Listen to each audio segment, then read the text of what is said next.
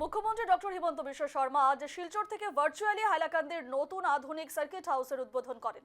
12.6 কোটি টাকা ব্যয়ে নির্মিত এই আধুনিক সার্কিট হাউসটি মাত্র 12 মাসের রেকর্ড সময়ে সম্পন্ন হয়েছে।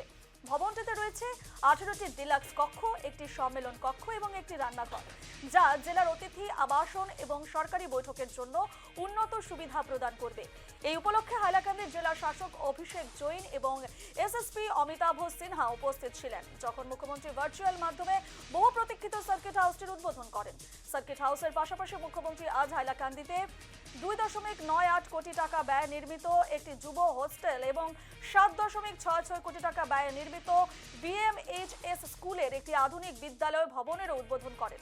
এছাড়াও মুখ্যমন্ত্রী আজ জেলার জন্য প্রায় 50 কোটি টাকা ব্যয়ের 8টি উন্নয়নমূলক প্রকল্পের ভিত্তিপ্রস্তর স্থাপন করেন। টোটাল প্রজেক্টটা আমরা 12 কোটি 64 লাখ টাকার মতো। আর আমরা আজকে খুব আনন্দিত, আজকে আমাদের এখানে সাইকেল রোডটা ওপেনিং হওয়ার জন্য। আরও বেশি আনন্দিত হতাম যদি আমাদের সিএম স্যার ফিজিক্যালি থাকতেন। যাই হোক, আমাদের পিএম স্যার আইসেন এখানে আসার জন্য আসতে পারেননি, ভার্চুয়ালি হয়েছে আমাদের, তার জন্য আমরা অত্যন্ত খুশি। আমাদের এখানে টোটাল সেকেন্ড ফ্লোর আর ফার্স্ট ফ্লোর আর সেকেন্ড ফ্লোর মিলিয়ে থাকার রুম আছে 18টা। এর মধ্যে সুইফট রুম আছে 2টা, ডিলাক্স রুম আছে 4টা আর জেনারেল রুম আছে 12টা।